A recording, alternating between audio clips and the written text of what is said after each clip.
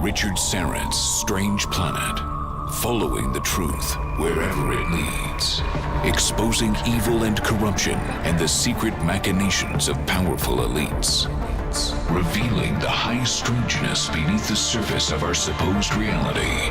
Coming to you from the Great White North and his studio beneath the stairs. Here's Richard.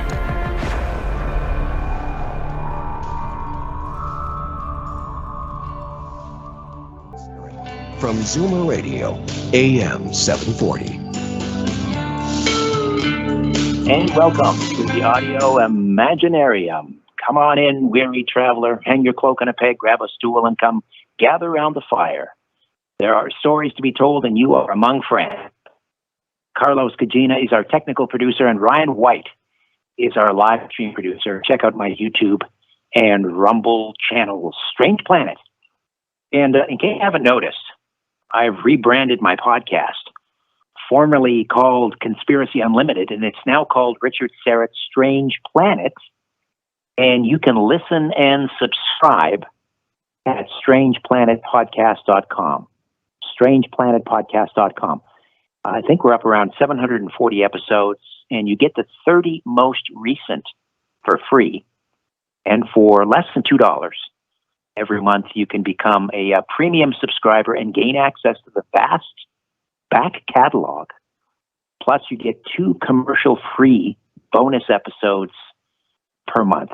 Go to strangeplanetpodcast.com and click on Get Access to Premium Episodes. Again, that's strangeplanetpodcast.com.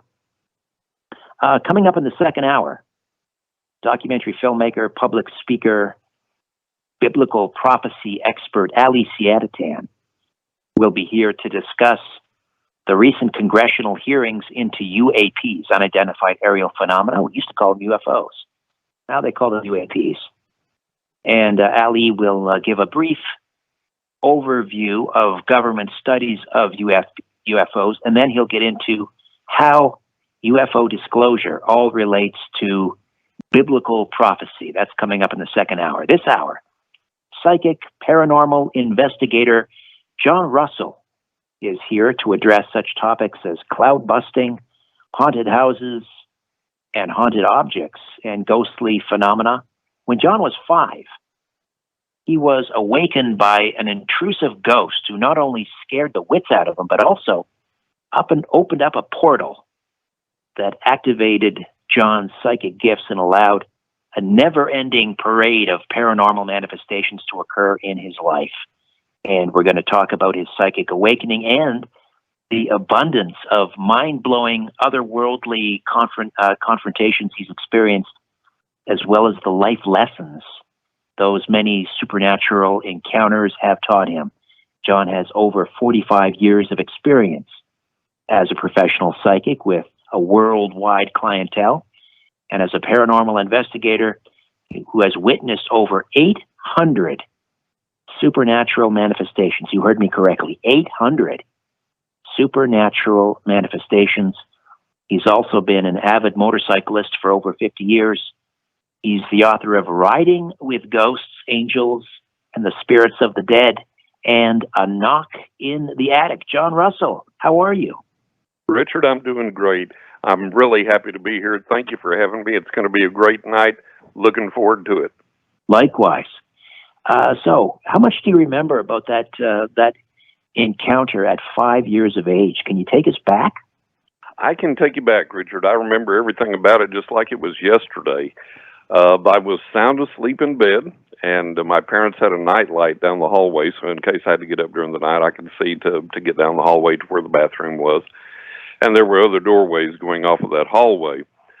So I was in my bed, sound asleep, and I woke up all of a sudden, totally, completely wide awake. No drowsiness, no grogginess, and I knew I wasn't dreaming. I knew I wasn't having any kind of vision or anything. I was just suddenly wide awake. And it must have been around 1 or 2 in the morning, I guess. It was pitch black, and I thought, well, maybe I heard a noise outside, and that's what woke me up. And I kind of laid there a little bit and listened, didn't hear anything. And I thought, well, this is really strange. How can I just suddenly wake up like this? Because I've always been a person, I never snap wide awake. It takes me a while to get going. You know, an hour or two after I wake up, then I finally figure out what's going on. So I'm totally wide awake, and I raise up on my elbows and just kind of look around my room, and I look out through my open bedroom door into the hallway, and peering around the door frame of one of the door frames in the hallway is this elderly black gentleman staring straight at me, and I screamed bloody murder because my family was white. We didn't have anyone black living with us, didn't have anyone else living with us, and so my presumption as a 5-year-old child was somebody's broken into the home. There's an intruder in the home. This is someone I don't recognize. And when I screamed, he walked around the doorway into the hall, started walking down the hallway toward me, toward my bedroom, and his eyes locked on mine, never looked away. He didn't have a menacing look. It was more kind of a bemused look. And he was every single bit as solid as you or I. He wasn't translucent, wasn't transparent. He was totally, completely solid. And I can even tell you how he was dressed. And I knew he was elderly because he had close-cropped white hair. He had a white mustache, and he wore a red flannel shirt. He had on khaki pants, black shoes, and a black belt. And the closer he got, I screamed bloody murder again because here this stranger is coming for me in the middle of the night. And my parents started to come running, and when they did, he began to vanish slowly and then disappeared entirely by the time my parents got there. And I was absolutely just out of my mind with fright. My mother was trying to hold me and console me, and my mother and father were telling me, look, you've just had a nightmare. There's nobody here. There's nothing going on. And my fright was so real, I convinced them that somebody was in the house. And my father actually went and looked under all the beds, looked in all the closets, checked all the doors and windows, and of course everything was locked up tight. Nobody in a physical body was there with us. And so that's when it dawned on me I had seen my first ghost. And I didn't know why he had come. I didn't know if he was going to come back. My parents were trying to get me to calm down, go back to sleep, and of course that took hours and hours. And after that occurrence, then I spent several weeks probably looking over my shoulder frequently and having a very difficult time to lay down and go to sleep at night because my constant fear was this ghost is going to come back, and what's he going to want? Is he going to want to talk to me? Is he going to ask me to do something scary? You know, why did he show up in the first place? And as time went on, these physical paranormal manifestations began to occur in my life that were nothing that I dreamed or meditated or daydreamed or hallucinated, because they were also experienced by other people in the physical realm. And when those started, I was getting close to the age of 6 by then, and when those physical manifestations started, something clicked in me, and I wouldn't have been able to describe it as a young child, but I had this understanding that the gentleman had come to open up the portal to these experiences. That was why he had come, and that I didn't need to be afraid of anything any longer, and that I may not understand everything that was happening to me, but at some point down the road I would, and it would be an important part in my life's development, and then eventually, as I learned, and the ability to help others. So he doesn't sound like, dare I say, use the term run-of-the-mill ghost. I mean, there's no such thing as a run-of-the-mill ghost, but the fact that he's not sort of diaphanous, he's a solid figure, right. And he came, as you say, to maybe activate or help you activate your psychic ability. That doesn't sound like typical ghost. Was he in fact a ghost or some sort of a spirit guide? I'm thinking maybe he was like a guardian angel or a spirit guide of some type that came to say, okay, you know, it's time to awaken this gift in this kid, and I'm the one chosen to do that. So, yeah, I agree with that. I don't think he was a run-of-the-mill ghost. I think he was someone very special, and he opened up a realm in my life that has been a tremendous blessing to me and enabled me to be a blessing to others, and I've thanked him a jillion times. I've never seen him again. I have the feeling that out there on the periphery somewhere, he may be kind of watching me, checking in on me periodically. Hey, kid, making sure you're doing this right, you know. But it's really been a blessing. And when he disappeared, how did he disappear? He just suddenly was not there, or did he sort of dissipate? He dissipated. He disappeared very slowly, and it was almost like the Cheshire Cat. He started at his feet, and his legs kind of began to get translucent and then transparent and on up the rest of his body, and then all the rest of it vanished. But it probably took several seconds for that to occur. So it wasn't just a quick, winking out. It was a gradual process, very dramatic. And I certainly remember it to this day. Your memory of that, obviously that would be indelible if something like that happened to anybody, but your detailing is so exact. Is that one of the gifts? I mean, obviously you were meant to remember that if you have such exact details, right? I think so, and I think that must be a like you say, kind of an aspect of the gift that I was given, because throughout my life, I can remember details going back. I remember asking my mother one time, I said, I'm going to tell you something I remember, and you tell me how old I was and tell me if I'm remembering it right. And I told her, and she said, my God, you remembered it exactly as it happened, and you were 2. And so my entire life, I've had this really good memory, and I think that's probably part of an aspect of this awakening and this gift. I had a friend one time told me a few years back, he said, I had told him something that we had talked about in conversation years earlier, and he said, man, you need to forget some things. So I've always had this good memory, always enjoyed that good memory. So the apparitions that you saw and encountered, when did that start to intensify? Did you say by the age of 6? Yeah. As soon as I had the experience with the old black gentleman, I began to experience these manifestations on the physical realm, solid things, physical things, things affecting objects, and other people would see them as well.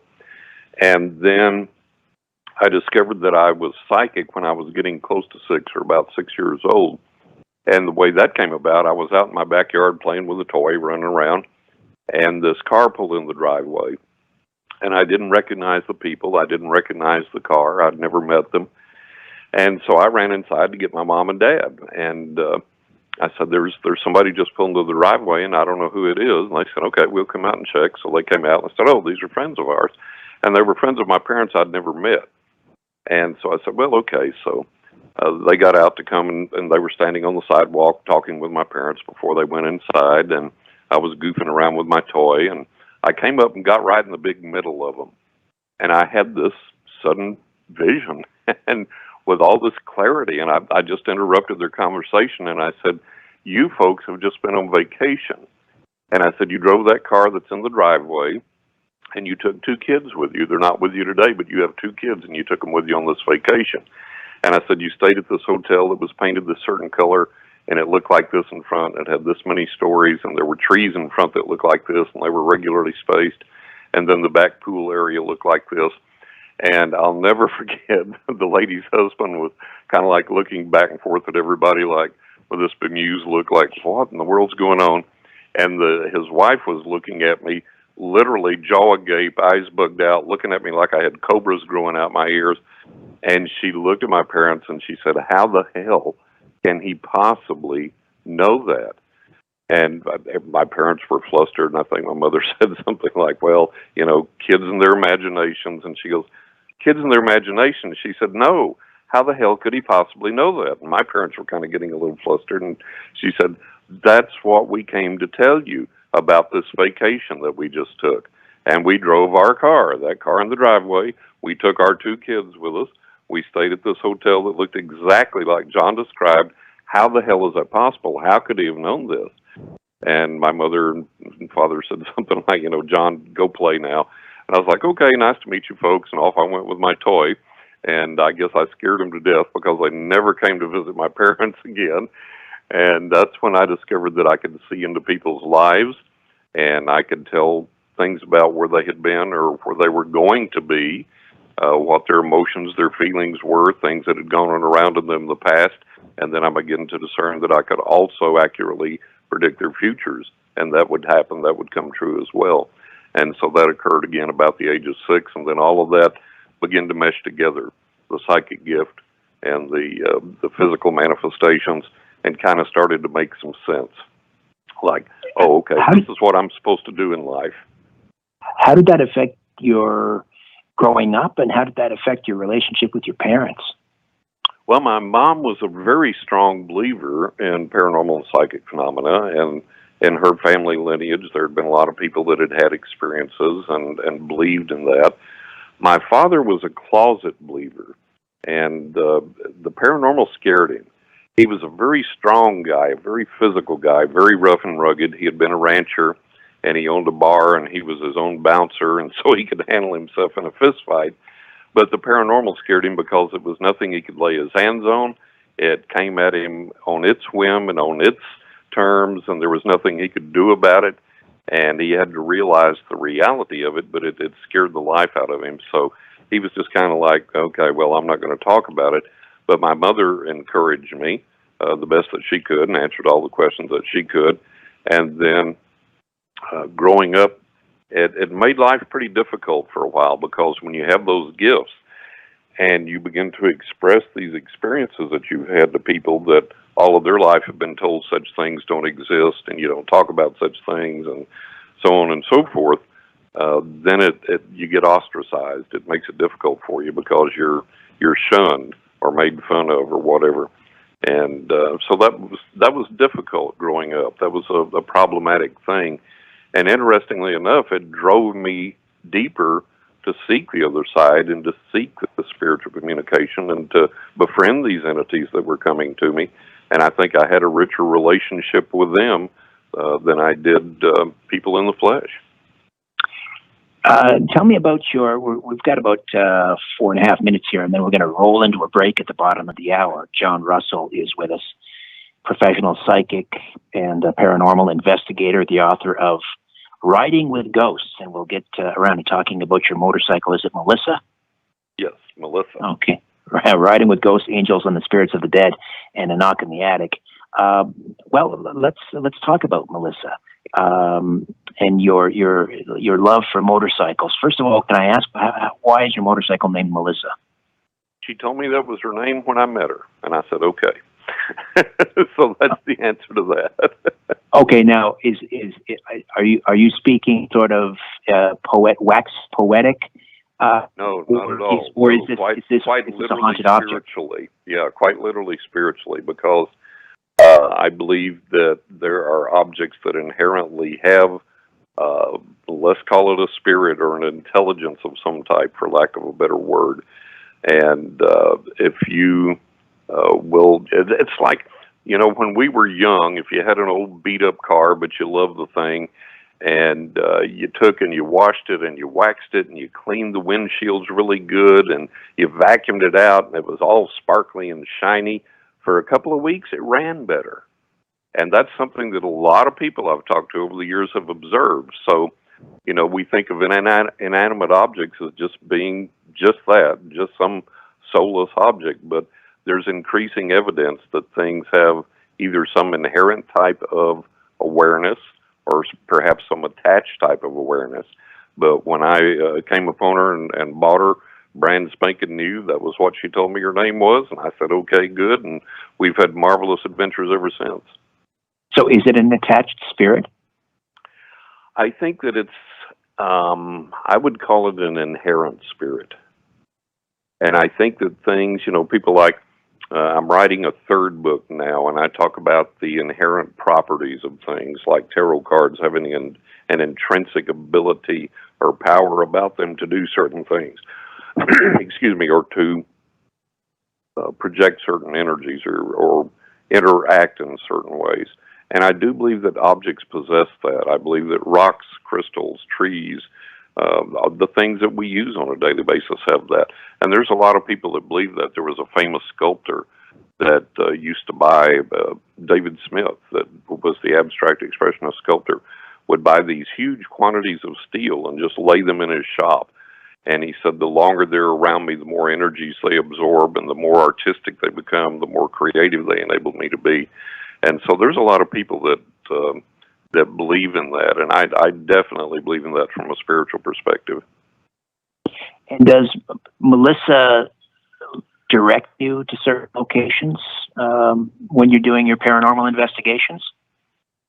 She has. That and my guys on the other side, and I use the term my guys as an umbrella term for all the spirits on the other side that a lot of them have been with me since childhood, and they're my guardian angels, friends and loved ones that have crossed over. the spirit guides and other entities that I don't think we even have correct names or understanding of, but they're there in a very positive and very helpful way. So I have a lot of guidance when I'm doing things. All right, John, we're going to take a time out. When we come back, we'll talk some more about haunted objects. And I'd also like to know what cloud busting is all about. John Russell, 45 years of experience as a professional psychic, paranormal investigator, and again, the author of Riding with Ghosts, Angels, and the Spirits of the Dead, and A Knock in the Attic. Back with more in a moment. Don't go away.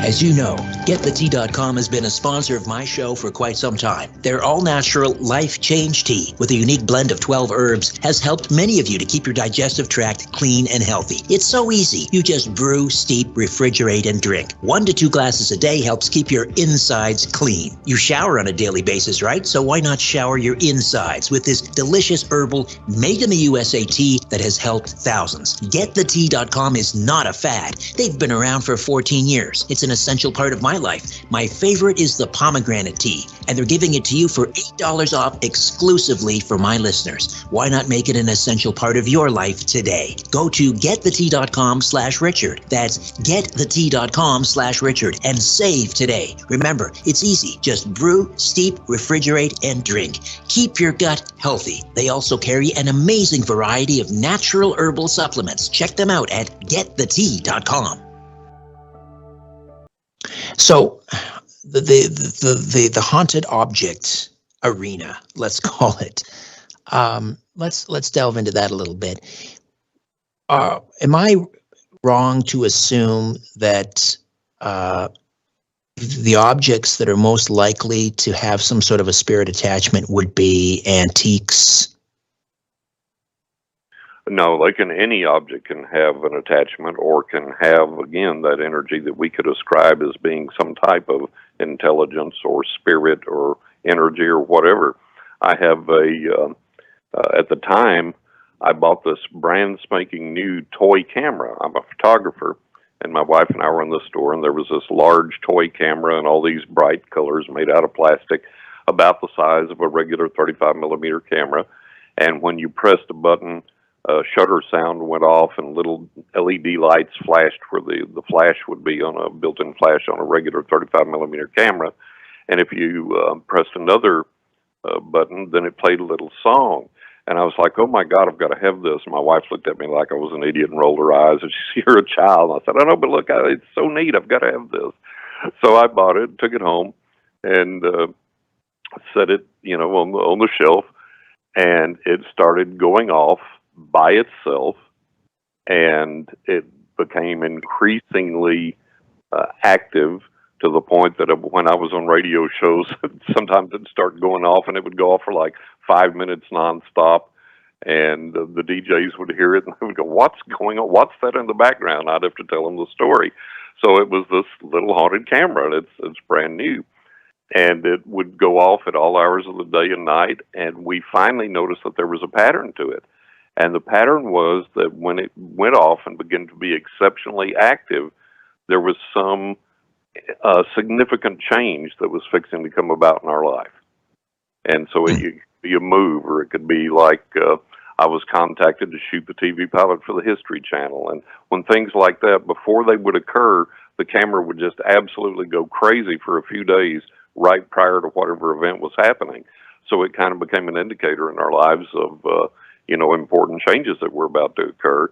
And again, the camera was brand new, so, that was something that there was no antiquity or history to or anything like that. So it was active that way for a long time. And then, there are objects that are old that have some meaning or significance or energy or spirit attached to them or inherent with them, but there's also new ones that do as well. Why would let's say a spirit or someone who's passed over choose to attach itself to an inanimate object? Right. Well, I think that, if we're talking about someone that's passed over, then you're talking about somebody, and people always say, they're earthbound, or they haven't found the light or this, that, and the other, when they need to cross over. Well, if you're dead, you've crossed over. And, the light's there, the light's available to you. You know you're dead, you know you're there, and you're not earthbound. You're choosing to hang around for whatever reason. And people on the other side go across and retain their memory, their will, their sense of humor, their intellect, their motivations, drives, and desires as they adapt to life on the other side. And I think that this misunderstanding occurs that people can't move on. And it's not that they can't move on, it's they don't want to move on. They may say, okay, I've got to hang around and protect my wife that I left behind, or my daughter, or I've got to, go and try and communicate with my friend and tell him I see something that would be beneficial to him if I can get that across. So, people on the other side have their reasons for hanging around, for being around. And then I think that there are a host of spiritual beings. Again, some of these we may not even know what they are, who they are, how to classify them. And for whatever reasons they have, they choose to hang around. It may be out of a need for companionship. It may be a beneficial need, a benevolent need, wanting to guide us or to help us. Or it may be something as simple as a lower form, what we would consider a lower form of intelligence that decides to make its presence known and decides to help out in whatever way it can. Well, that's interesting. So, this is a widely held view, I would say, from the many paranormal researchers or investigators that I've talked to over the years, is that there are some spirits that they don't understand, they don't realize they're dead. You're saying no, that's not true. Once you're dead, you have passed on. They are making a conscious decision to remain here on Earth. Exactly right.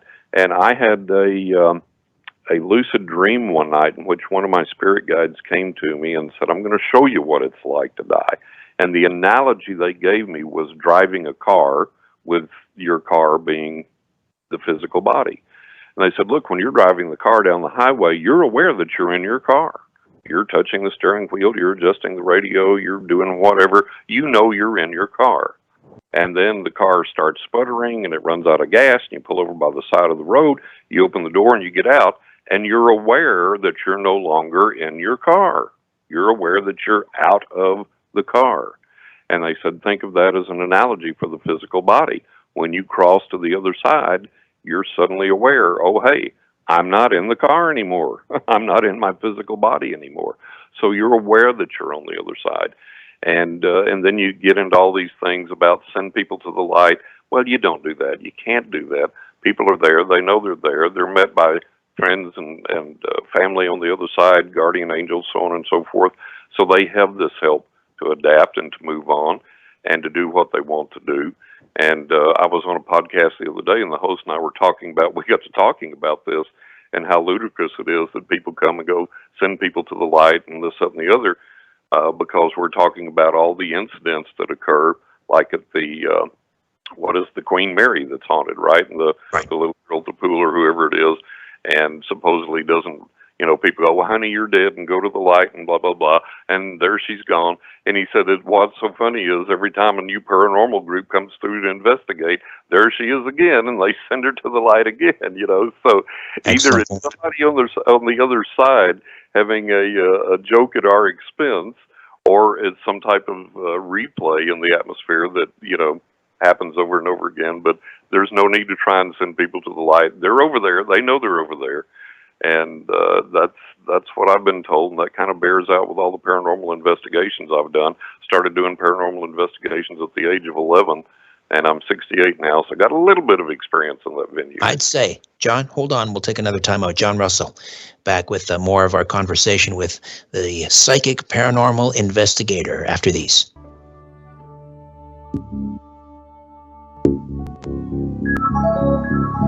Governments, and sometimes entire civilizations. I call it the miracle molecule, carbon-60 or C60, for my good friends at C60evo.com. And I take a tablespoon every morning. It delivers more than 172 times the power of vitamin C.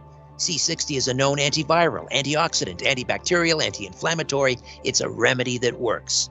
C60 Evo users consistently enjoy better sleep and wake up feeling refreshed. This alone is worth the cost of the bottle. I sleep like a baby. I have no aches or pains. Zero. I'm 58 and I don't have a gray hair on my head.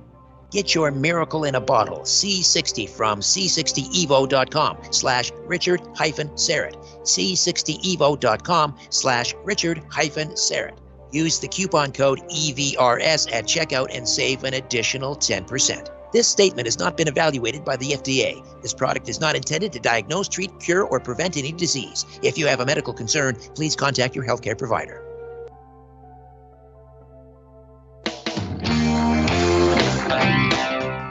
You can become an official Patreon supporter of my work here at Strange Planet Productions by donating a monthly amount through patreon.com/Strange Planet. Patreon.com/Strange Planet. There are several tiers to choose from. Pick which one is right for you, but any monthly amount is greatly appreciated. As a sign of my appreciation, you can have your name mentioned on air during my weekly radio show, or you could have your name included in a crawl on my YouTube channel live stream. You could also receive episodes podcast, The Rock and Roll Twilight Zone. This critically acclaimed podcast, produced in partnership with Chris Jericho, is not currently available anywhere else. If you enjoy this podcast or my weekly radio program, The Conspiracy Show, you can really get behind me and my work by donating once a month at patreon.com/Strange Planet. Patreon.com/Strange Planet.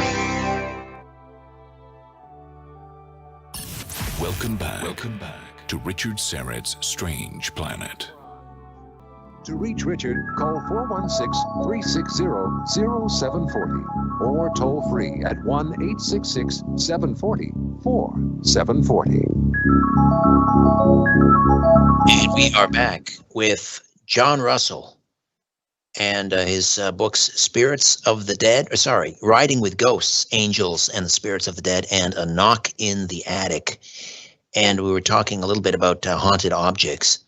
Many years ago, when I was first starting out in talk radio, I was a producer, a chase producer, and we received a letter from a couple. I believe they were in Cambridge, Ontario, and they ran an antique store, and they came into possession of an ornately carved bench, and it had on the back of the bench, I think it was supposed to be a depiction of the, is it the Greek god of wine? Is that Bacchus, I think? Or is that the Roman god? Anyway, but it looked somewhat demonic, let's say.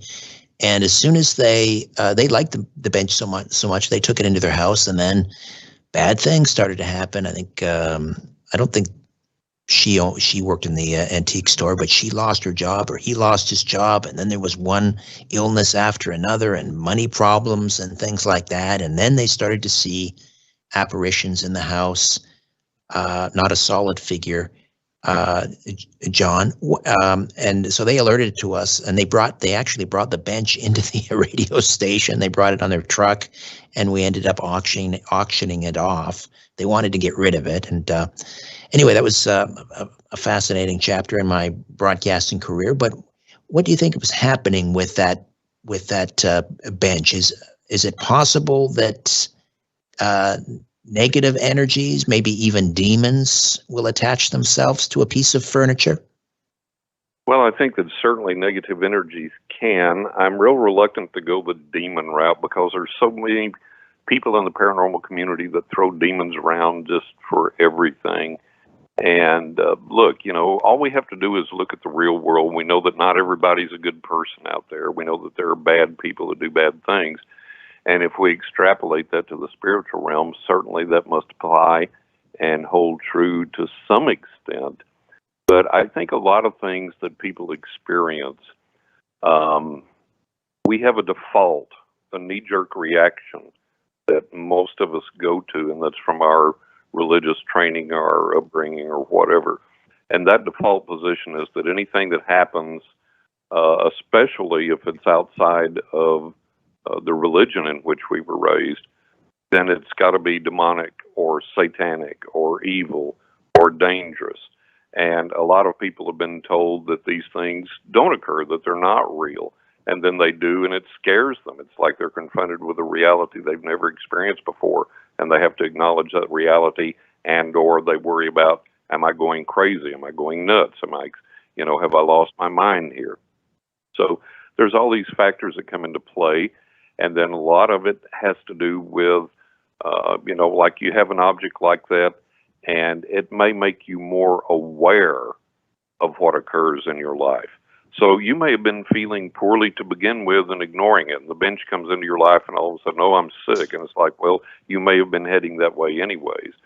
Or you may have been doing things physically, neglecting yourself in such a way that you're going to run yourself down, make yourself sick, and you associate that with the bench. And there may have been circumstances that caused a job loss anyway. And then you look, oh, well, the bench came into my life, I lost my job, and all this kind of thing. So we always have to look at the most practical associations when we begin to investigate something. And in all of my investigations, I've not encountered anything that would be like, the demonic from The Exorcist, anything like that. I've never been, in all the investigations I've done since the age of 11, I've done some very high-profile ones, as well as several that just what might be deemed ordinary or mundane. And I've never been threatened. I've never been pushed. I've never been scratched. I've never been bitten. I've never felt like I was overcome by evil. I've never had anything evil attach itself to me and follow me home. And I think a lot of these people, you get a lot of people that they think they're paranormal investigators and they're not. And I mean, all you got to do is watch TV and some of the big shows, and they challenge the ghost, which is a stupid thing to do. And the ghost does something, then they scream and run like little girls. Well, that's what you're there for, is to encounter and interact with these beings. And so a lot of people that proclaim themselves to be paranormal investigators, they don't have any idea what they're doing. They don't have any idea what the spiritual realm is actually like. And like I say, I've had these interactions since I was a kid. And we mentioned the number 800. It's been well over 1,000 physical manifestations that I've experienced in my life many times. Other people have experienced these with me, so that's not something that I dreamed or daydreamed or hallucinated or meditated or envisioned. These are actual physical manifestations that occur on the physical realm. Sometimes we've audio recorded them, we've video recorded them, we've gotten photographs of them. So these are real things that are actually really occurring. And my position in all of this has been to say, okay, what's real, what isn't, what works, what doesn't, why is this manifesting, and then what can we learn from that? How can it make our lives better if we work with it in a reasonable and respectful way? And then after we make our lives better, how can we make someone else's lives better? And that's where you have to go with this. That's the thing to do. It's like these paranormal investigators go out and they use a REM pod or they use EVP or this, that, and the other, and they get a manifestation. Well, fine. But who made the manifestation? Why did they make the manifestation? Do they have a message that they want to get across? What is that message? What's the purpose of that message? And that's what a real paranormal investigator has to do. And to do that, I believe you have to have a certain sensitivity or a psychic gift or ability to go into it and not be biased or prejudiced that everything you encounter is dark or evil or demonic or dangerous or whatever, because that's not the case. And my experience, overwhelmingly, all of my experience has been positive, and my guardian angels, whatever you want to call them, have literally, no exaggeration, literally saved my life on many occasions. So there is a tremendous positive benefit to this realm, but if you approach it properly and not in an idiotic, disrespectful way. John, this was a short segment. We'll take another time out, come back, and maybe I'll get you to regale us on one time that a guardian angel saved your life. John Russell is a psychic and paranormal investigator, back with more of our conversation, plus your comments from the YouTube and Rumble chat right after these. If you're a fan of this radio program and the Strange Planet podcast, why not show it off by wearing Strange Planet apparel or drinking from a Strange Planet mug? Check out all the great Strange Planet merch in my Strange Planet shop. Just go to the website, strangeplanet.ca, strangeplanet.ca, and click on Shop in the menu. There's a huge selection of men's and women's t-shirts. You like crop circles or the Mayan calendar? Got you covered. Are you into the Anunnaki? Wait till you see these designs. My favorite right now, lions do not lose sleep over the opinions of sheep. And one of our best sellers right now, Truth Gets You Crucified on the front, and a passage from Matthew chapter 23 on the back. So many great t-shirt designs, I don't know where to begin. There's women's leggings and tote bags, and of course, mugs. Great gifts for family and friends who listen and love this show. My Strange Planet shop. Visit today and often. Just go to strangeplanet.ca and check it out. Welcome back. Welcome back to Richard Syrett's Strange Planet. All right, I'm just alerting Ryan, my live stream producer, that we'll take questions and comments from the YouTube and Rumble live chats for John Russell. We're talking about, among other things, haunted objects. Can you cleanse an object, John? Is there any particular protocol if you bring home a nice antique bonnet chest from the 1850s and you're just simply not interested in having a visitor as living rent-free in your home? Well, you can cleanse objects, and that kind of energizes them with a positivity. But if there is some intelligence inherent in that object or some spirit that has attached itself to that object, more than likely, no, you're not going to be able to. And every occasion that I've seen where a so-called exorcism or portal closing or sending a spirit to the other side or whatever occurred, not only did it not work, it usually made the activity worse. So what are we to do? Advice is always to make peace with the spirit, find out who it is, why it's there, what it wants. And I know we're running out of time. I could give you a lot of examples of that, but that's the shorthand answer is interact with the spirit, find out why it's there. And a lot of times these spirits can give you some protection, some help, some guidance, companionship, whatever. All right. I'm going to grab a couple of quick questions from the YouTube live chat, and then I'm going to ask you about your guardian angel that saved your life on numerous occasions. Let's see. Re-Evolution Cafe Orchestra. I don't know where they get these handles, but this is Re-Evolution Cafe Orchestra asks, if we live, this is the whole living in a simulation. Okay, yeah. Which is very interesting. I've done a number of shows on this, but if we live in a simulation, what are ghosts? Or maybe another way of asking it, would that explain ghosts? I don't think so, and I don't think we live in a simulation. I think this is reality, and I think it's a created reality. We don't know who created it.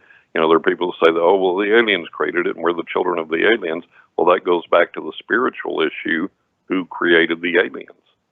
There has to be an ultimate creator, and I think we have to look at this as a physical reality with a spiritual origin, and that's what we're seeking, is that spiritual origin. So I don't buy the simulation, the game theory, this, that, and the other. You know, you can get off into pseudo-philosophy all night long on that, but look, if you don't believe in gravity, go jump off a building, you're going to go splat. If you believe you're going to die. If you say the table in front of you is just vibrating molecules and it's not even solid, go try and punch your hand through it. So we have to live in and with these realities in practical ways. American Zero asks, John, what is your most memorable paranormal experience?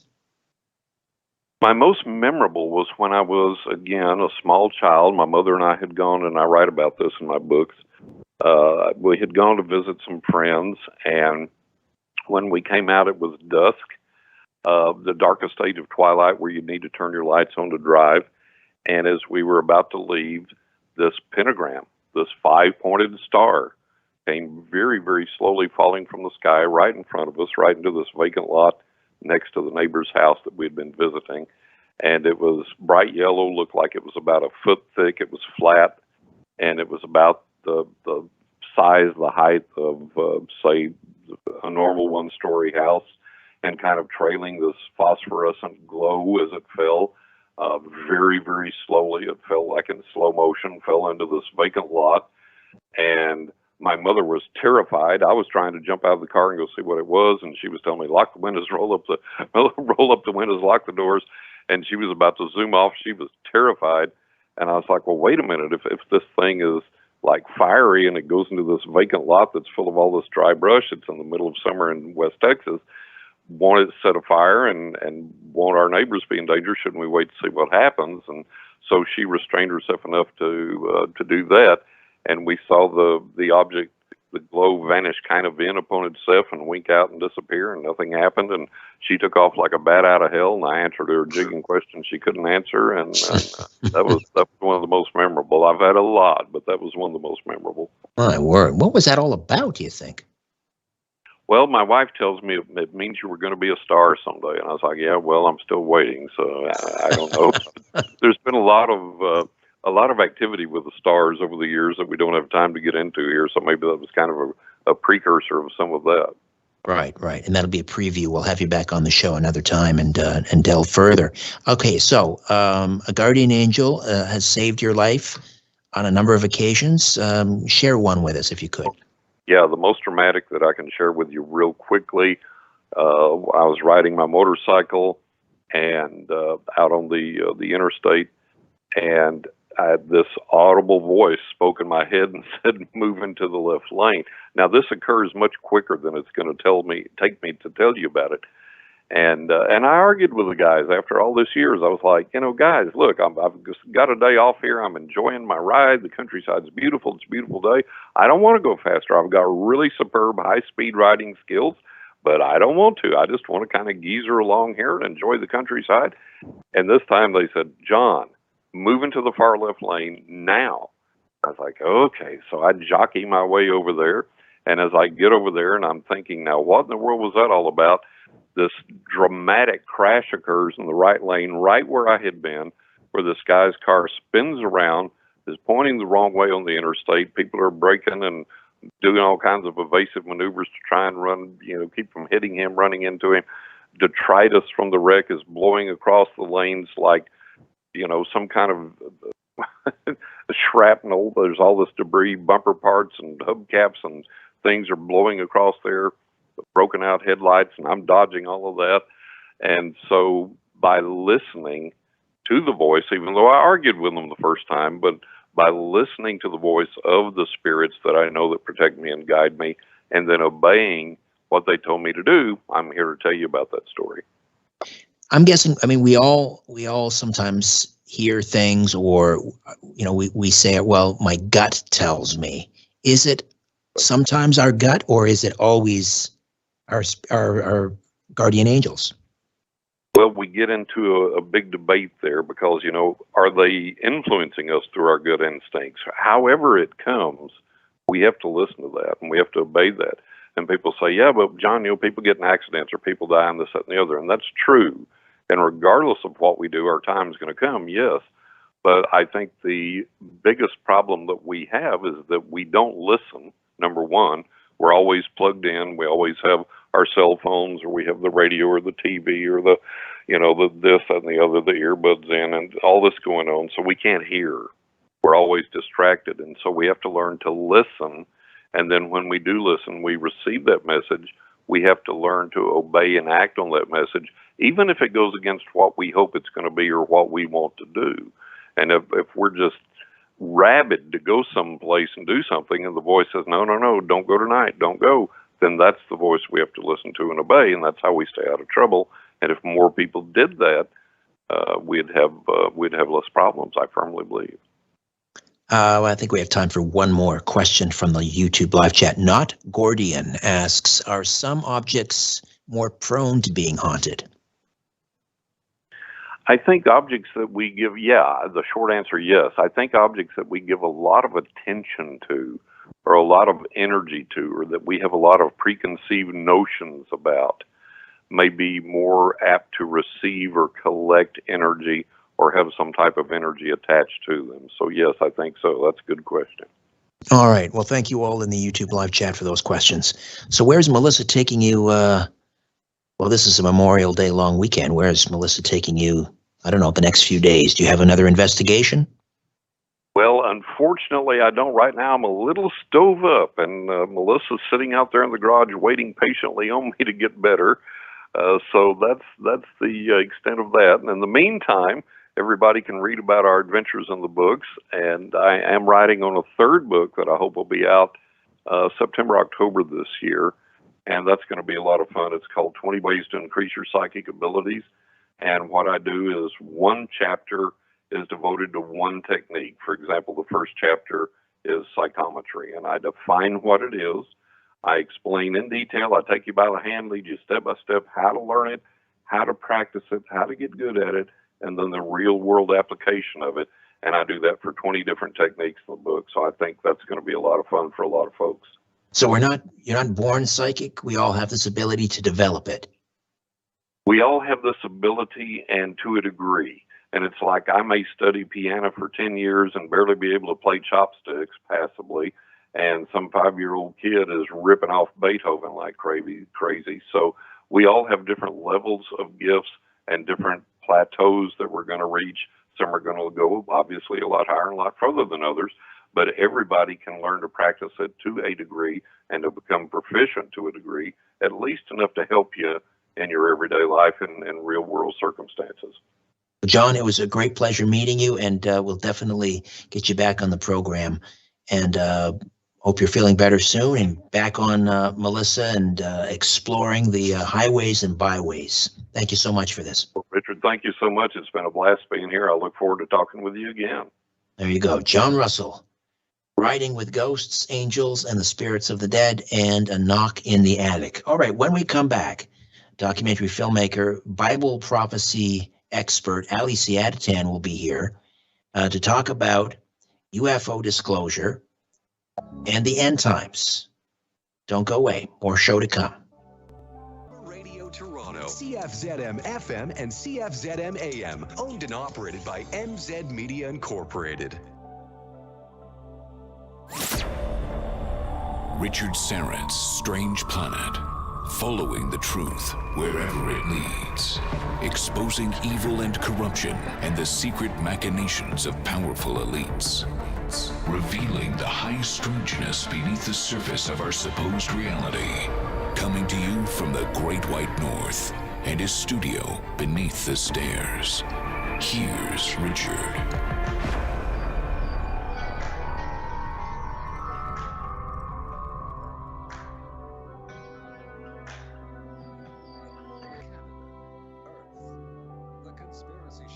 With Richard Syrett on Zoomer Radio.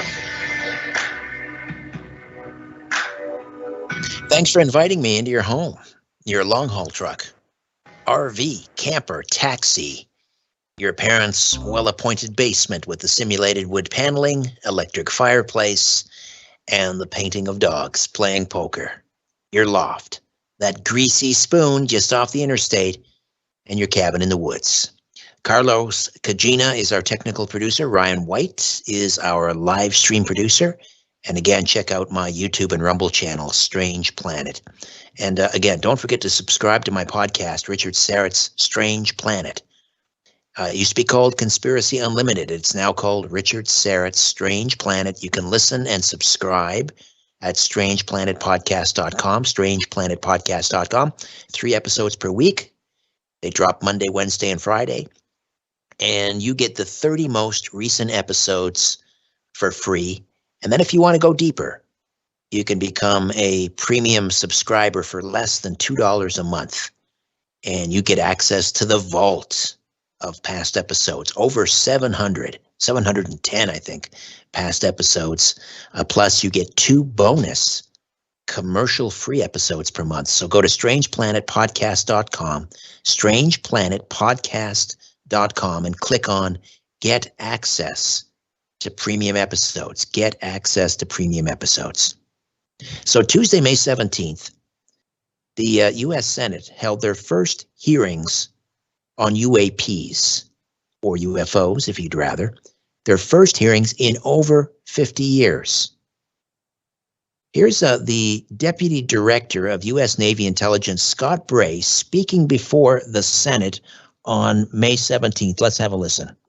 Since the early 2000s, we have seen an increasing number of unauthorized and or unidentified aircraft or objects in military-controlled training areas and training ranges and other designated airspace.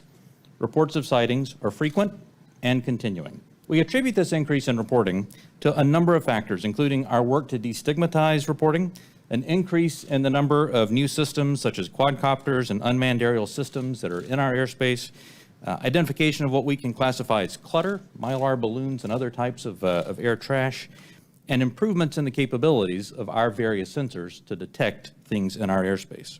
As we detailed in both the unclassified and classified versions of the preliminary assessment released by the Office of the Director of National Intelligence last June, this often limited amount of high-quality data and reporting hampers our ability to draw firm conclusions about the nature or intent of UAP. As detailed in the ODNI report, if and when individual UAP incidents are resolved, they likely fall into one of 5 potential explanatory categories: airborne clutter, natural atmospheric phenomena, U.S. government or U.S. industry developmental programs, foreign adversary systems, or a other bin that allows for a holding bin of difficult cases and for the possibility of surprise and potential scientific discovery.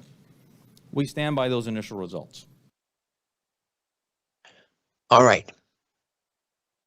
Documentary filmmaker and Bible prophecy expert Ali Siadatan is here this hour to provide a quick overview of U.S. government studies in UFOs or UAPs and how UFO disclosure may fit into Bible prophecy and the end of days. Ali is the founder of Think Again Productions here in Canada, a multimedia teaching ministry shedding light on mysteries and treasures of scriptural knowledge, which is making the Bible more real than ever. Ali has found evidence keeps agreeing with the Bible's tale, from biblical cities peering through the sand to alien abductions and prophetic events. And his documentary, UFOs, Angels, and Gods, if you go to thinkagainproductions.com, you can watch it there. I think there's a link to a YouTube channel where you can watch it for free. UFOs, Angels, and Gods. Ali Siadatan, welcome back to the program. How are you, my friend?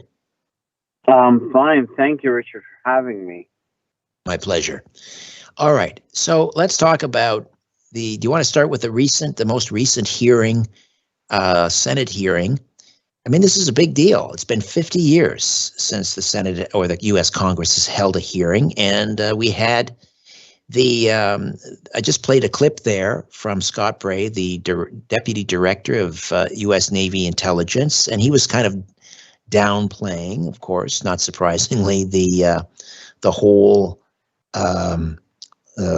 UAP phenomena, suggesting, it fits into 5 categories. One is kind of space clutter. Another could just be misidentification. It could be, some sophisticated U.S. secret aircraft. It could be an adversary's secret aircraft.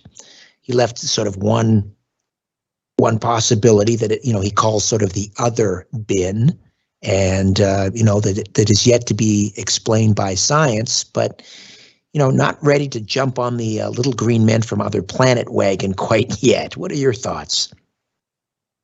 Well, I watched the hearing entirely, so I see the clip you played, but if you kind of keep watching the hearing, he then shows videos of what they have, and then he explains that this is not, of human origin, that this is not from any nation. And you have some very prominent congressmen in the room asking him questions. And they're like, so you're saying that, there's no other, nation on earth that would have created this? And he says, no.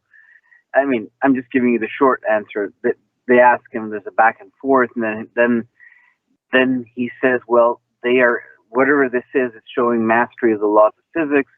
And then he goes through the list of all the things it does, whether it's, things we've heard so many times before, actually, from the government reports, the right angle turn, so complete mastery of the laws of physics. That's kind of the short of it. And then, you can see the heads and the facial expressions. You're right. He doesn't at that point even say, therefore, this is like the little green man from Mars, but the implication, they eliminate all other possible answers. And then the congressman, I can see their faces also have that expression of, wow, this could actually be, extraterrestrial. And the implication is very clear, and he goes through the list. Then Sorry, the go way ahead. that he talks about the reporting, there's suddenly an openness to receive reports from pilots. There has been a change in attitude, and the signal has been given officially that you won't be considered crazy if you come forward with whatever it is you're seeing. So there's been a procedural change, and the hearing, the news of the hearing, is carried by all the prominent media sources. ABC, MSNBC, Fox. Even the Canadian government is inspired to officially start looking into it because they're seeing their American counterparts do that. So it wasn't just some small thing. It was broadcasted loudly, and if you listen to the whole hearing, the conclusion is pretty clear, actually. Interesting. I mean, I watched parts of it. I talked to my good friend Victor Vigiani from Zealand Communications about this. He had a bit of a different take. He seemed to think that Scott Bray, again, the deputy director of U.S. Naval Intelligence, and the other sort of key witness that was providing testimony, I can't remember that gentleman's name, but that they were doing a bit of a song and dance routine, kind of skirting around the issue, not really answering direct questions. But anyway, you sort of see it a different way. So, I mean, this is, as I say, this is significant. This hearing before this was the House Intelligence, Counterterrorism, Counterintelligence, and Counterproliferation Subcommittee that was conducting this hearing, and there was let's see who else was Adam Schiff was participating, some other prominent congressmen. So the other thing that they didn't mention was, because there's only they admitted to having 400, I think it was 400 declassified UFO sightings in their database. I mean, but 400, Ali, I think, and it only goes back to 2004. That's not even scratching the surface. I mean, that's true. What's also interesting to note is that the number has increased from 144 accounts to 400. So the number of UAP reports has risen to approximately 400, a significant increase from the 144 between 2004 and 2021 that were tracked in last year's report, according to Scott Bray. So there has been a huge increase of about 300 reports just in the past year, and that is due to the relaxing of rules and to the fact that the signal has been given that you are allowed to report and you won't be stigmatized.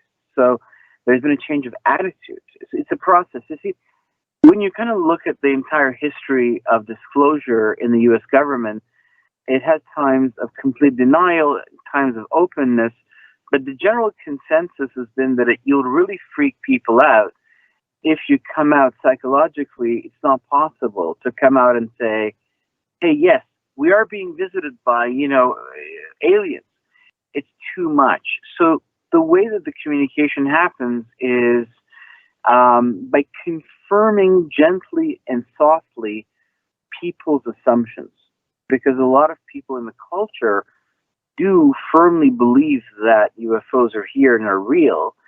And so when, this is reported and some of the videos are talked about in a way that, oh yes, this can't be explained, this is already a huge confirmation. The fact that you're saying to people, hey, you can come and report this. The fact that major media sources are carrying the story, these are all ways of confirming something that you can't come right out and say because you feel it's going to freak people out.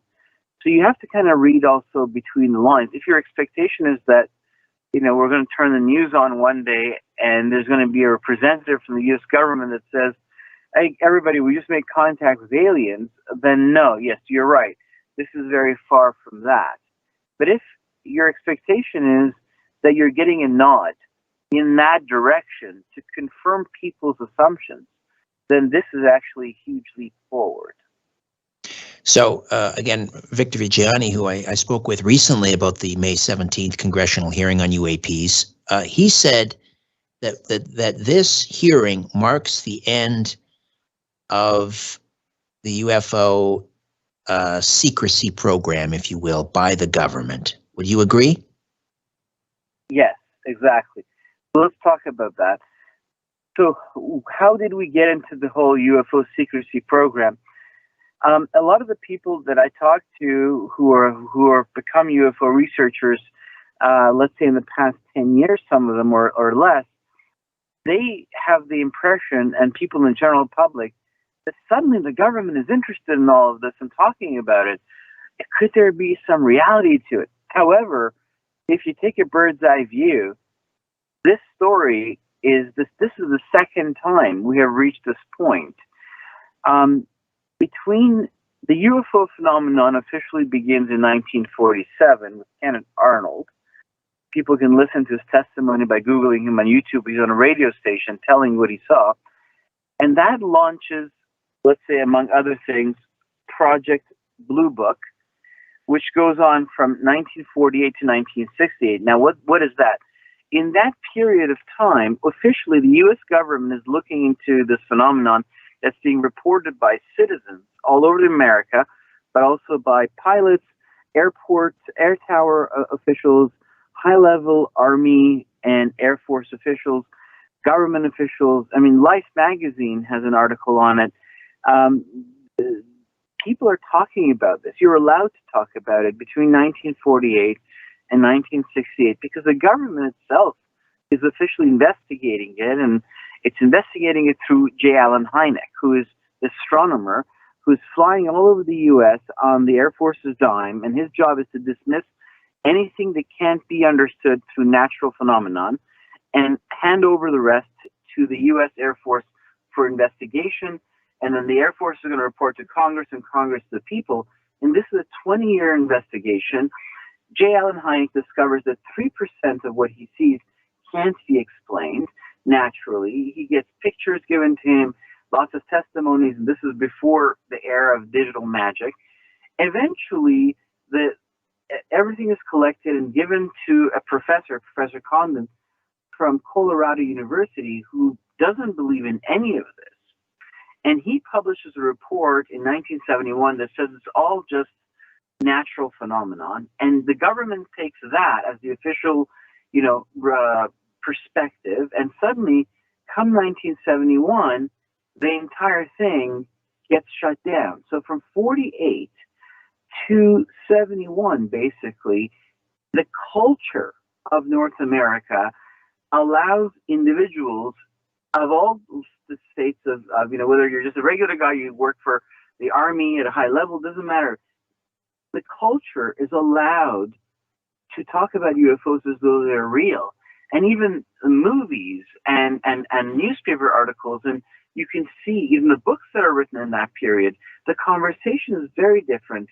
But after 1971, when the official stance becomes, based on the Condon report, that this is all natural phenomenon, then suddenly it's shut down culturally. The official voice of the culture, the government, the media, the scientific community, have given it the thumbs down. There's nothing to see here, folks. So the research goes private and goes in the hands of non-official, like MUFON is born, the Mutual UFO Network. People start to continue to record the testimonies of individuals who have sightings. The U.S. government is no longer doing it under J. Allen Hynek, just private citizens are. And so then we enter into a period of the culture from 71 to basically now where you're crazy if you believe in any of this. And that's why even the reports of people within the government coming forward and saying, this is what we saw, diminishes, because the official cultural paradigm is that which says you're crazy. So from 1971 till now. And I think it was Peter Drucker who said, culture eats strategy for breakfast. And so culture was like, don't talk about this. But then suddenly we see these Obama, the former President Obama talks about it. There's an article published in the New York Times talking about the fact that Congress is going to have set a budget for looking into all of this. And then suddenly, 2 years after that, we start to see these hearings happen that are in a way, the result of it. Then we see this footage released by the Navy of this object that's flying around a Navy ship. That goes Tic on. Tac, the Tic Tac video. Yes, and then you have, officially it's being talked about.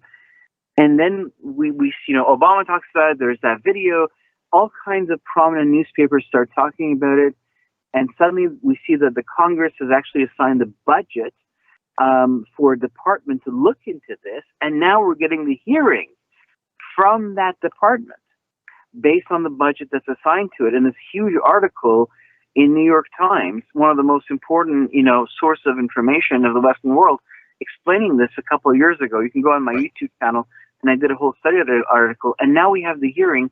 So something suddenly has shifted.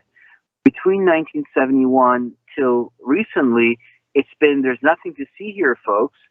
But now we're going back to the paradigm we had between 1947 and 1968, where it was allowed to talk about it because the government was officially, okay, so how do we, we're just heading into a break here shortly, but how do we explain this renewed interest? Is it because the public is forcing the issue and we have whistleblowers like Luis Elizondo, who ran the ATIP program at the Pentagon and, was not happy with the way the public was being kept in the dark, so he came forward. That caused the New York Times article in 2017? Or does the government have its own agenda and they have chosen this time to reveal? Well, I think that anyone who's been a researcher of this for a long time will tell you that definitely there is, people in the government. There's a movement within the government that keeps the lid on this, and they are the ones that have decided that it's time, it seems, to open the lid up a little bit and let the information out in a new light. It's not public pressure. There's been so much public pressure. People, even President Carter had a sighting, and he said, when he went to office, he was going to look into it. No, nothing came of it. There's been tons of public pressure and hasn't led anywhere because this is not the result of public pressure. This is the result of a strategy to open this up now for the public. And what I'm going to jump in here. Pardon the interruption. We're going to take a time out. And we'll continue this on the other side. Ali Siadatan, documentary filmmaker and biblical prophecy expert, UFO Disclosure and the Bible. Back with more of our conversation right after these. Welcome back to Richard Syrett's Strange Planet. As you know, GetTheTea.com has been a sponsor of my show for quite some time. Their all-natural Life Change Tea with a unique blend of 12 herbs has helped many of you to keep your digestive tract clean and healthy. It's so easy. You just brew, steep, refrigerate, and drink. 1 to 2 glasses a day helps keep your insides clean. You shower on a daily basis, right? So why not shower your insides with this delicious herbal made in the USA tea that has helped thousands? GetTheTea.com is not a fad. They've been around for 14 years. It's an essential part of my life. My favorite is the pomegranate tea, and they're giving it to you for $8 off exclusively for my listeners. Why not make it an essential part of your life today? Go to GetTheTea.com/Richard. That's GetTheTea.com/Richard. crypto.com/Richard and save today. Remember, it's easy. Just brew, steep, refrigerate, and drink. Keep your gut healthy. They also carry an amazing variety of natural herbal supplements. Check them out at getthetea.com.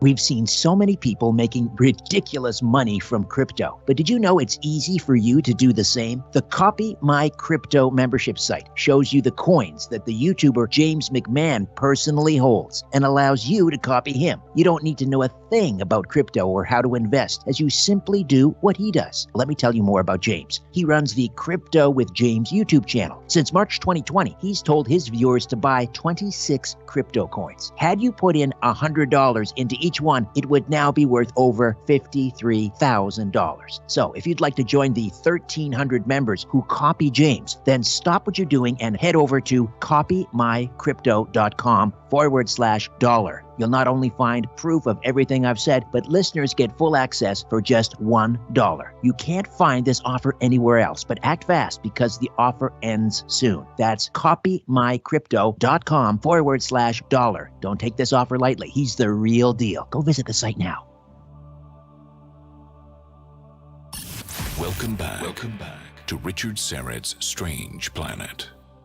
This is The Conspiracy Show with Richard Syrett from Zoomer Radio. To speak with Richard live, call 416-360-0740 or toll free at 1-866-740-4740. And we are back with Ali Siadatan, Think Again Productions, and the website thinkagainproductions.com.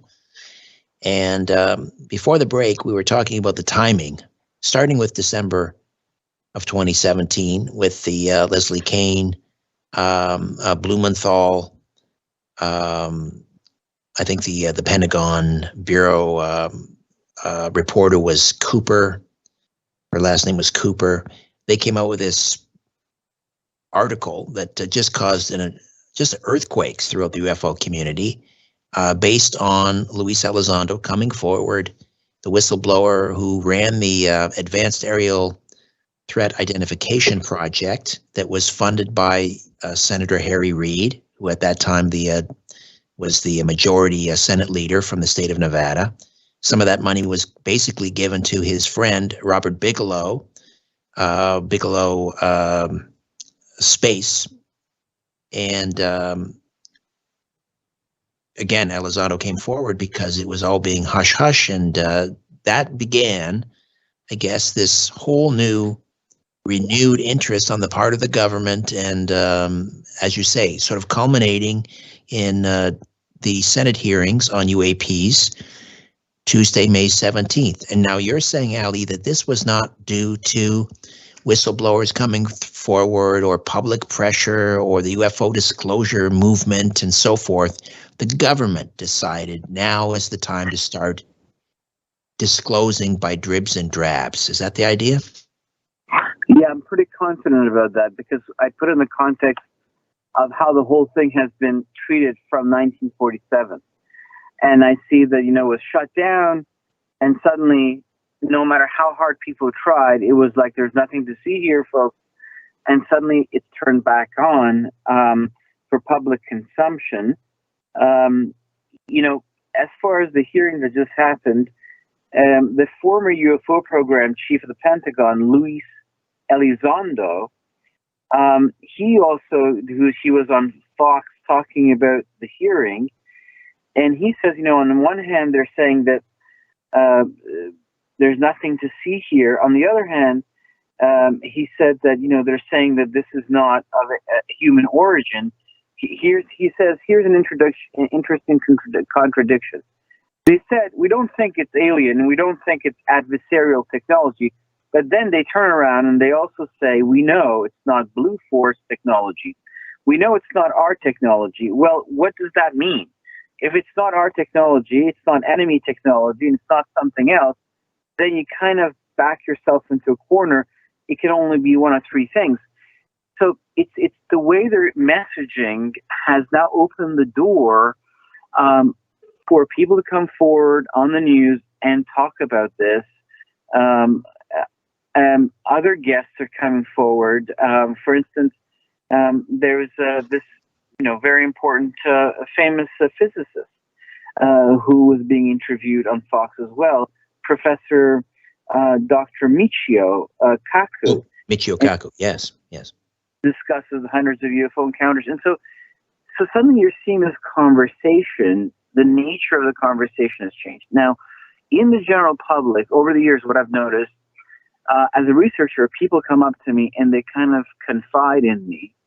And I've always been surprised at how very important people who you would never think are interested in all of this, who have very important conservative jobs, like lawyers, accountants, whatever, they come forward and they privately tell me, wow, this is all real and I believe in it. And they always have the same idea, which is the saviors of the world have arrived. So when you have the general public already in the millions of hundreds of millions of people all around the world already believing this, you just need to send the very faint signal out that says, we're kind of looking into this as well, and that is enough confirmation for the mind of people who are already believing in all of this. So for me, what is happening here is actually very loud, very serious.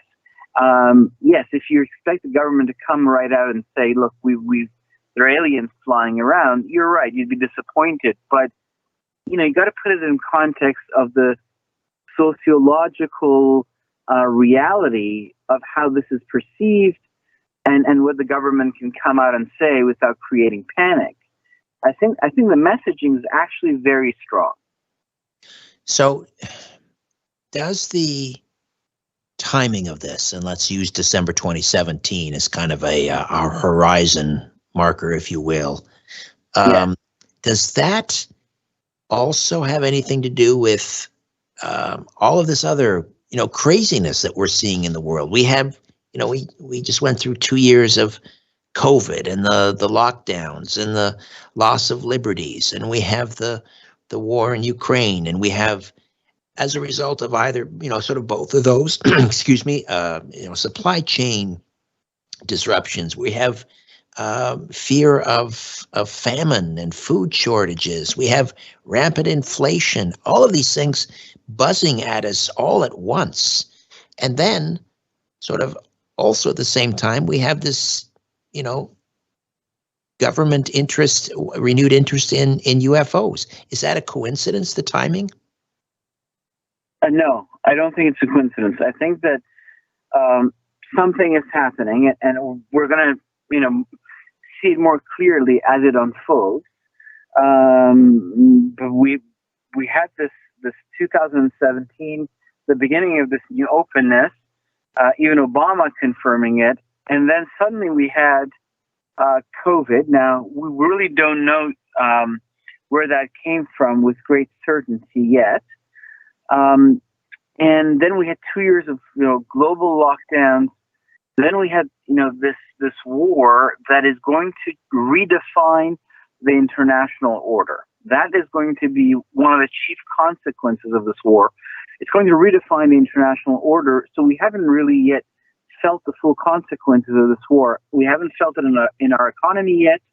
We don't know if we're headed towards a global economic collapse.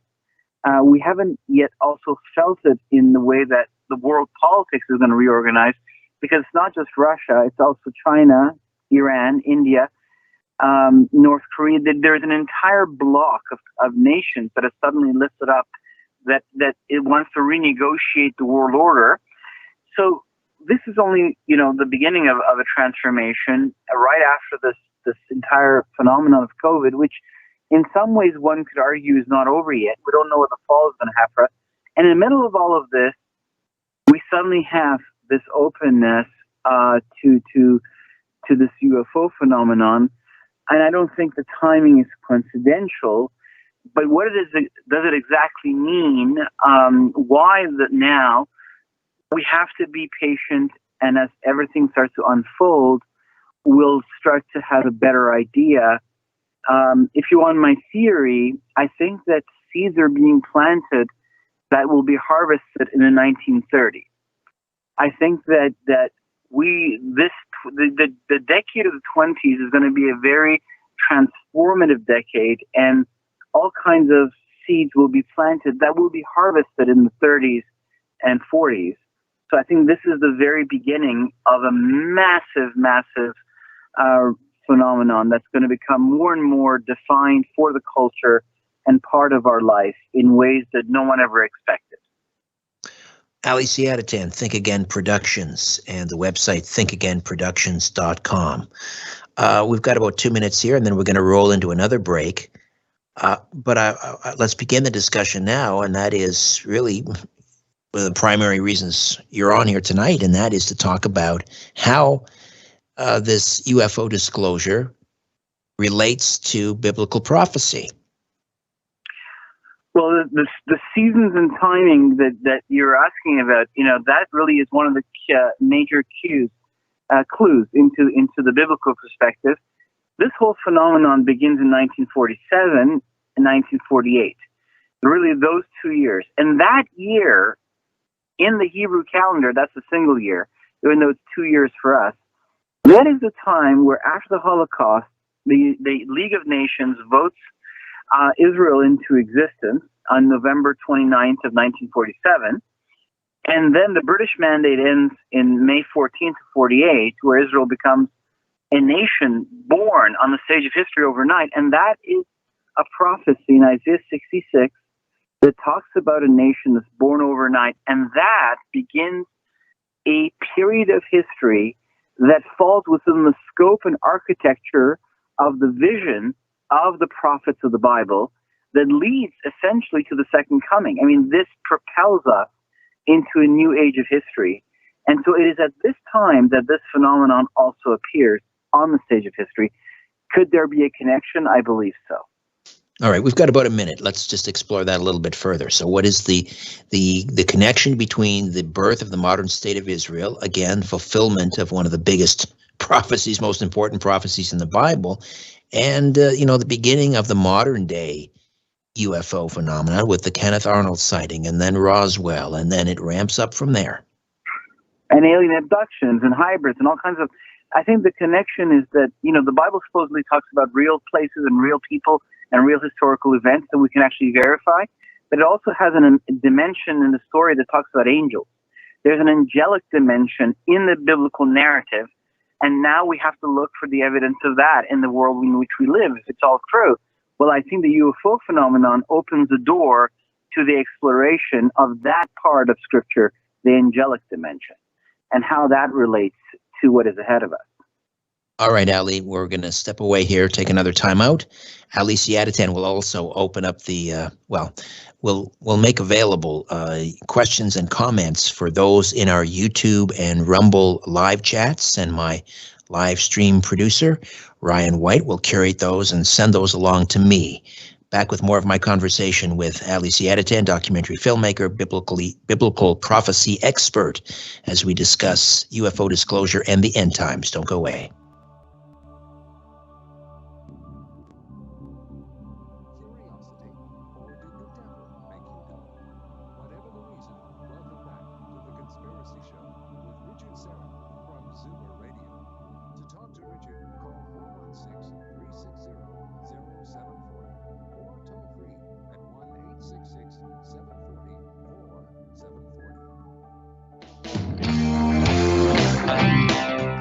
You can become an official Patreon supporter of my work here at Strange Planet Productions by donating a monthly amount through patreon.com/Strange Planet. Patreon.com/Strange Planet. There are several tiers to choose from. Pick which one is right for you, but any monthly amount is greatly appreciated. As a sign of my appreciation, you can have your name mentioned on air during my weekly radio show, or you could have your name included in a crawl on my YouTube channel live stream. You could also receive episodes of my old podcast, The Rock and Roll Twilight Zone. This critically acclaimed podcast, produced in partnership with Chris Jericho, is not currently available anywhere else.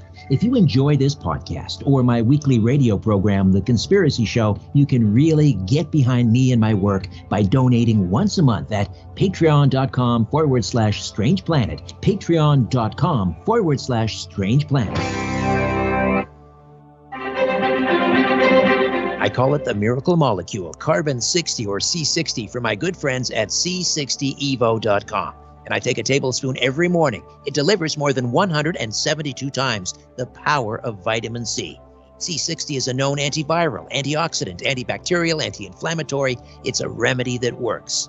C60 Evo users consistently enjoy better sleep and wake up feeling refreshed. This alone is worth the cost of the bottle. I sleep like a baby. I have no aches or pains, zero. I'm 58 and I don't have a gray hair on my head. Get your miracle in a bottle, C60, from c60evo.com/Richard-Syrett. c60evo.com/Richard-Syrett. Use the coupon code EVRS at checkout and save an additional 10%. This statement has not been evaluated by the FDA. This product is not intended to diagnose, treat, cure, or prevent any disease. If you have a medical concern, please contact your healthcare provider. Welcome back to Richard Syrett's Strange Planet. It's right here. The Conspiracy Show with Richard Syrett from Zoomer Radio.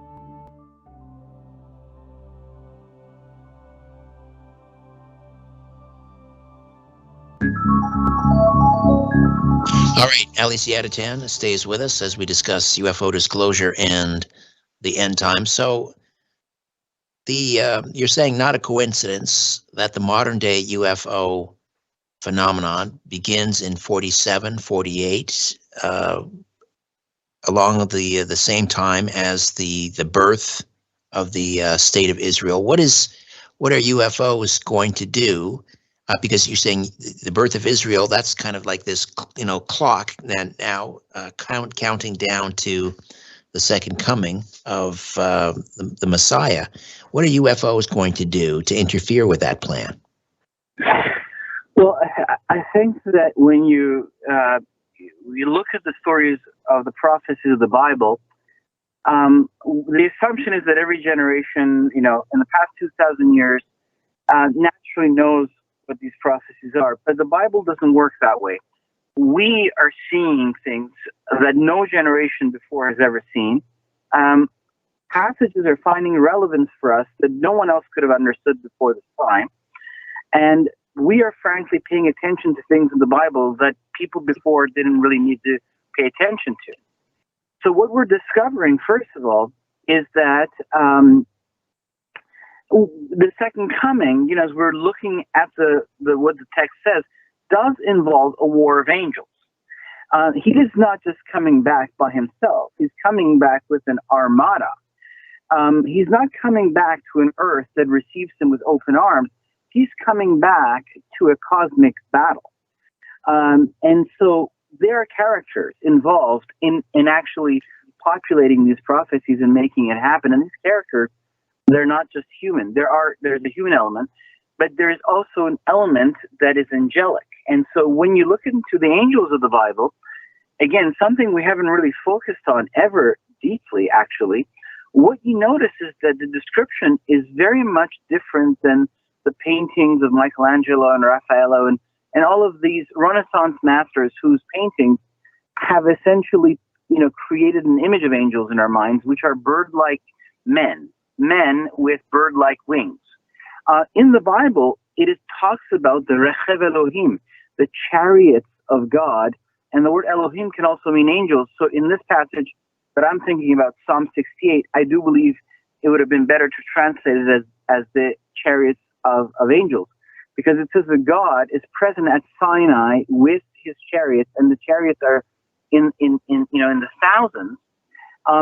It says that God himself, like in Isaiah 66, verse 15, that God will come with his chariots. And again, the word there is, merkeva, which is a different word. These are the two words in the Bible, and these words mean vehicle.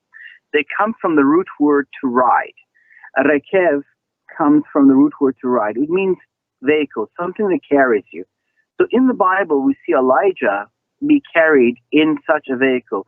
A chariot of fire and horses of fire. We see his disciple Elisha talk about these very angelic vehicles as well, and in an incident that I think would take too long to open up. But in the Bible, we see even the Son of David, the Son of God, leaves inside of a white cloud that receives him and carries him to the throne room, to the temple at the heart of time and space.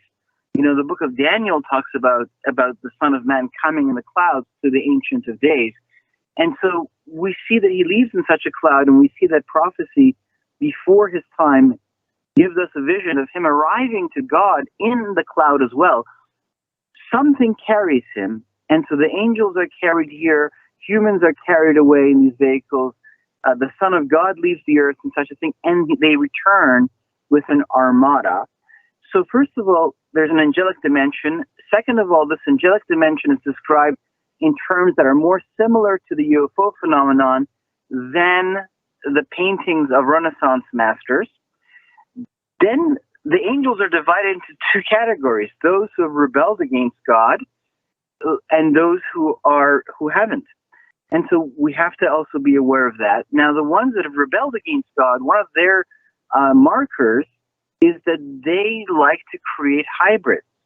It's one of their distinguishing features. They want to mingle themselves into the bloodline of those who were made in the image of God, or Adam was made in the image of God, and we are the children of Adam and Eve, so we bear something of that image. And the idea is to corrupt this image. The purpose of Adam was to be the image bearer of God into creation and to bring God's instructions to the world, to the world of angels, actually. But so the idea is to introduce themselves into the bloodline of those who are made in the image of God and to create hybrids in their own image. They're competing with the image of God. And so this is something that is recorded in the Bible and also in the story of virtually every nation that had a written tradition, and also nations with oral traditions, that these giants and these hybrids, these Nephilim, these demigods, these titans lived among us. And in a modern phenomenon, when secular researchers who don't have an agenda, like Dr. David Jacobs or even Johnny Mack from Harvard or Bud Hopkins, when these guys look into it, they say, wow, these guys are actually creating hybrids. It's close encounters of the fourth kind, alien abductions. So that is a marker of these fallen angels, and it is a sign of the times again, because the Bible did say that the final empire that will rule over the earth will have hybrids at the helm, including one who will be the leader of them all, and the seed of the serpent. And so that suddenly, these are things that previous generations could have never understood. They would have been reading these prophecies, and it would have just gone over their heads. Ali, I got to jump in here. We've got to take a time out. Ali Siadatan, Think Again Productions. More on the other side, as well as your comments, questions from the YouTube and Rumble live chat. Stay with us. If you're sure, call now 416-360-0740 or toll free at 1-866-740-4740. If you're a fan of this radio program and the Strange Planet podcast, why not show it off by wearing Strange Planet apparel or drinking from a Strange Planet mug? Check out all the great Strange Planet merch in my Strange Planet shop. Just go to the website, strangeplanet.ca, and click on Shop in the menu. There's a huge selection of men's and women's t-shirts. You like crop circles or the Mayan calendar? Got you covered. Are you into the Anunnaki? Wait till you see these designs. My favorite right now, lions do not lose sleep over the opinions of sheep. And one of our best sellers right now, Truth Gets You Crucified on the front, and a passage from Matthew chapter 23 on the back. So many great t-shirt designs, I don't know where to begin. There's women's leggings, tote bags, and of course, mugs. Great gifts for family and friends who listen and love this show. My Strange Planet shop. Visit today and often. Just go to strangeplanet.ca and check it out.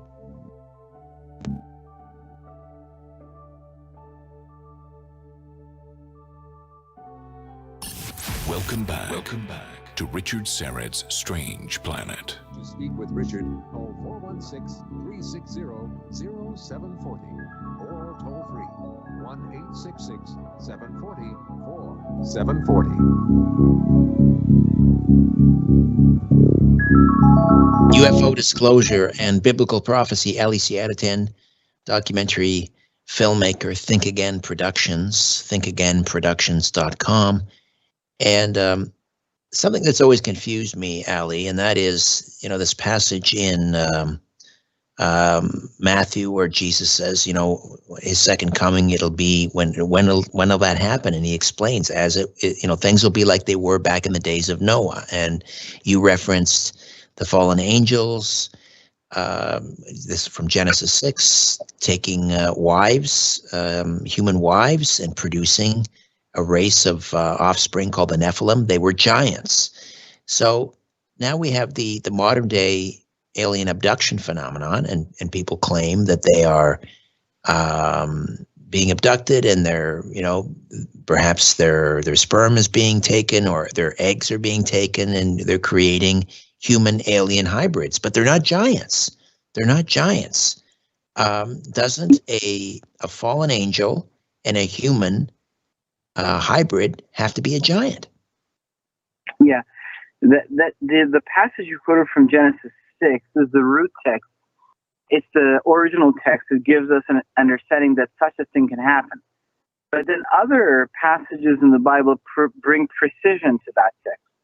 So in Daniel chapter 2, I think it's verse 42, around there, it talks about the end of days and the final empire, and it says they shall mingle their seed with the seed of man, but it shall not adhere.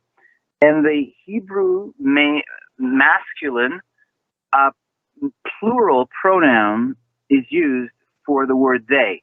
So it's the he's.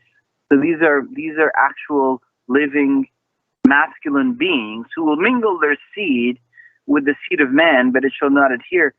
So there must be something other than the seed of man. So these guys, this passage is talking more about something that is like what we're noticing today, which is a laboratory creation, as opposed to Genesis 6, that is the original text that opens our mind to the possibility of such a strange thing, which is fallen angels and humans having relations and producing offspring. But Daniel chapter 2 says that in the end of days, this is going to happen more in a scientific way. And then it says that it's going to produce 10 kings. And it is in the days of these kings, that God is going to come to the earth. So it makes an association between this phenomenon and the rise of the final kingdom. This is all the hallmarks of fallen angels. But the angels of God, more numerous, they are also on the way to this planet, and they also are already here, protecting, for instance, Israel, and also walking among us. But the great discovery, the phenomenal discovery, is that, wow, now our generation is seeing for the first time more of the reality of how the world of angels functions. Angels are beings who know more about the laws of creation than we do. That's why, they give information to the various nations, like in the book of Enoch, and then the story of the gods of the ancient world, the founders of civilization. They have given the codes of civilization to the various nations the way that God gave the codes of civilization to Israel, to the Hebrew nation. We are living in a world that is born of the knowledge that has been handed down by this angelic connection that has been over the nations. And that's what, Satan says to Jesus, that dominion over all the kingdoms of the earth has been given to him. This has been the case. These guys have been with us, and they are recorded in all the religions of the world, including the one that is called the Bible. And they have defined reality for us. In fact, they've given us the codes of civilization. They have chosen kings. They've guided world events. They've given us all kinds of knowledge, including the massive technological leap, perhaps, that we have taken since the beginning of the industrial age. To what end? To a single focal point, the second coming. Because it says when the Lord returns that there's going to be a battle. And you think, that's insane. Why would the world go to war against God? Rebelling, yes. You can understand that. Not obeying, yes. Denying, yes. But going to war when God and his angels appear, it's kind of crazy, unless, of course, your perception has been altered through a great deception. And that is where I think the UFO phenomenon is headed, and that's why I feel compelled to warn people. And the great deception is to transform the world of angels through the secular lens into the world of aliens. and to misrepresent the reality of this phenomenon and to say that we are actually being visited by aliens instead of this is the continuation of an ancient phenomenon. The fallen angels are here. They are over the empires, and God and his angels are on the way. That's the proper way of understanding this. But instead of that, we are being brainwashed, and the suggestion is that aliens have arrived. And if you continue that line of reasoning, it becomes possible to turn the Lord and his angels, the second coming, into an alien invasion and rally the nations behind a hybrid who's the king of the nations, who will make more and more an open alien connection, because it says that he's going to do lying signs and wonders and make fire come from the sky. And I think this is what these hearings are preparing the culture for, to an increased openness until this guy comes to power, and in which case he will be the one that will make the open contact, and he'll say, look, these guys are here to help us get through nuclear, the nuclear stage of our civilization, get through environmental disasters. And they're preparing us by giving us these ideas. Oh, we need to deal with the environment. We need to deal with plagues, etc. And these are going to help us. And the final lie is going to be that Jesus and his angels are bad aliens coming to subjugate the earth, while these guys are the liberators of the human race. They are the saviors, even though Jesus actually means savior in the Hebrew language. So they're going to reverse the savior idea. It's going to be like a good cop, bad cop. I think that's where we're headed. So the UFO phenomenon is actually the angelic phenomenon, and it's going to lead to the great war of the second coming. And there's going to be a deception at the heart of it, which has already begun, which is the alien deception, is to rewrite the reality of angels as aliens and to misrepresent the Lord and his angels as invading aliens and rally the nations against him. And I think that is where we're headed. That's why people need to be aware of this very huge and possible deception that the seeds of it already being planted in the culture by these newspaper articles and hearings. And this signaling to the culture that ET is here. No, ET is not here. This has nothing to do with ET. This is the continuation of an ancient presence that the Bible has recorded from the days of the Garden of Eden. I just got a couple of minutes here, but I understand the strategy of the fallen angels back in the days of Noah to create, well, basically to corrupt all flesh, including animal flesh, but primarily human flesh, because they wanted to, if they could, they didn't know, where was Jesus going to come from? They didn't know he was going to come from the line of David, but so they had to do a big sweeping program and contaminate all flesh. Therefore, Jesus wouldn't be born the first time. Well, that didn't work out exactly. So, but what is the purpose this time of a so-called quote unquote alien human hybrid program? They're not going to forestall the second coming because Jesus isn't going to be born this time around. Yeah, well, I'm saying it's to prepare for the second coming and to put in a structure of governance led by them, because it says that the dragon will give his power to this world leader. The dragon is a symbol of this fallen angel, the serpent, the dragon, the accuser, Satan, Lucifer, etc. He's going to give his power to this guy, and the idea is to defeat the second coming through battle. It is a rebellion against the judgment that has been spoken over this fallen world and over this fallen kingdom. The judgment has been spoken. The defeat is guaranteed at the cross, the truth is. But the judgment is unfolding. It has been spoken at the cross, but it's unfolding now over history. And this is an attempt to rebel against that judgment and try to thwart it, try to defeat the Lord and his angels, God forbid. And so this is kind of not going to be victorious. God's design will prevail. And another purpose of it is to take down as many people as you can. Do your worst. Lie, deceive, and take as many souls as you can into this deception. Because it says that those who didn't have the love of truth believed this lie. It says that in the New Testament. It also talks about that if there's a mark, whatever that's going to be, a computer chip or something given by, AI controlled computer chip, who knows, by this guy, this world leader, and if you accept it, your name is removed from the book of life.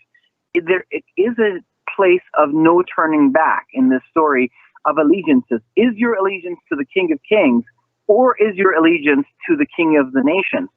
This is a very important question on the horizon. So I think another purpose, other than defeating the Lord at his second coming in their imagination, is to take out as many souls as possible and take down as many souls as possible, because this is a battle for the souls of men who have a destiny in the future of the universe, in the future of the creation. The earth is the birthplace of the immortal children of God who have a destiny in the future construct, in the future kingdom that will govern over the universe and beyond. The earth is the birthplace of the royal priesthood and of the sons of God. That's who we are. And that's why we're involved in such a huge, crazy story, because of who we really are. And so to take us down, to lie to us, to corrupt us, to rob us of our eternal destiny, and to possibly mount a war that could, in their imagination, attempt to defeat the King of Kings. It's all of these purposes. But first, they have to form government. They have to, control the machinery of deception. They have to define the narrative. They have to control the resources of the army. And they have to raise an army, and that's where I guess the alien-human hybrids come in. Ali, we're out of time, sadly, but thank you again for being with us this last hour. Always appreciate your tremendous and profound wisdom. Thank you so much. You're welcome, Richard. Thank you for having me. Ali Siadatan, thinkagainproductions.com, thinkagainproductions.com.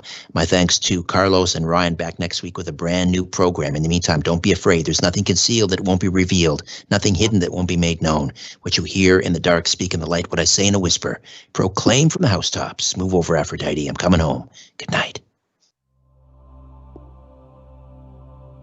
A new Richard Syrett's Strange Planet drops every Monday, Wednesday, and Friday. Subscribe at strangeplanetpodcast.com.